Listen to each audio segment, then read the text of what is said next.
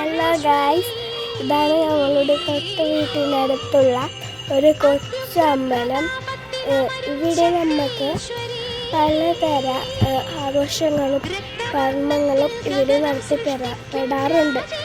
ഇവിടെ ഉത്സവ സമയങ്ങളിലൊക്കെ ഇവിടെ കണക്കില്ല ആളുകൾ ഇവിടെ വരാറുണ്ട്.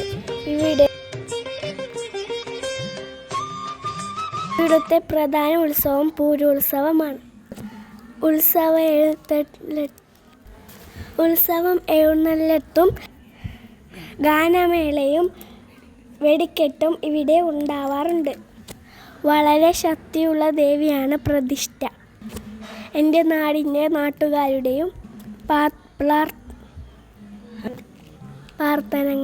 പ്രാർത്ഥനകൾക്കും സങ്കടങ്ങൾക്കും പരിഹാരം കാണുന്നത് ഈ ദേവിയാണ്.